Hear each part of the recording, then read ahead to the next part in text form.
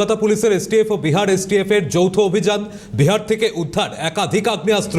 দীর্ঘদিন ধরে চলছিল অস্ত্র বানানোর কারখানা। উদ্ধার 20টি সেমি ফিনিশড পিস্তল এবং 6টি ব্যারেল ড্রিল মেশিন। অভিযান চালিয়ে 5 জনকে ঘটনায় গ্রেফতার করা হয়েছে। জানা যাচ্ছে কলকাতা পুলিশের এসটিএফ ও বিহার এসটিএফ এর এই যৌথ অভিযানেই বড় সাফল্য। বিহার থেকে উদ্ধার একাধিক আগ্নেয়াস্ত্র।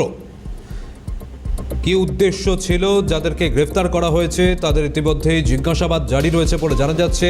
দীর্ঘদিন ধরে চলছিল অস্ত্র বানানোর কারখানা। এই পাশাপাশি কারা এর সঙ্গে যুক্ত রয়েছে, আরও কেউ এই অস্ত্র কারবারির সঙ্গে যুক্ত রয়েছে কিনা তা ইতিমধ্যেই খতিয়ে দেখছেন আধিকারিকরা। প্রতিনিধি অভিরূপা সাহা রয়েছেন আমাদের সঙ্গে। অভিরূপা, কি জানা যাচ্ছে পুলিশ সূত্রে? কলকাতা পুলিশের এসটিএফ এবং বিহার পুলিশের এসটিএফ এর যৌথ অভিযান ফের বিহারে বেআইনি আগ্নেয়াস্ত্র তৈরি কারখানা, সেই কারখানার হদিশ এবং 5 জনকে গ্রেফতার করা হয়েছে। তার মধ্যে একজন আবার ওই কারখানারই মালিক এবং 4 জন ওই কারখানার কর্মী, যারা মূলত ওই বেআইনি ভাবে আগ্নেয়াস্ত্র তৈরি করার কাজে নিযুক্ত ছিল।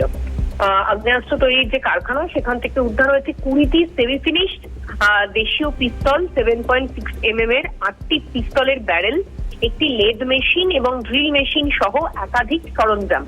মূলত কলকাতা পুলিশের এসটিএফ এবং বিহার পুলিশের এসটিএফ এর যৌথ অভিযানে এই সাফল্য।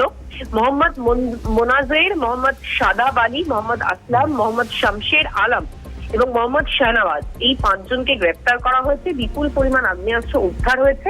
অভিযুক্তদের হেফাজতে নিয়ে তদন্ত প্রক্রিয়া চালিয়ে নিয়ে যাবেন কলকাতা পুলিশের আধিকারিকরা। ট্রানজিট রিমান্ডে তাদের কলকাতা নিয়ে আসার যে প্রসিডিওর, সেই প্রসিডিওর শুরু করেছেন তদন্তকারী আধিকারিকেরা। ধন্যবাদ অভিরূপা।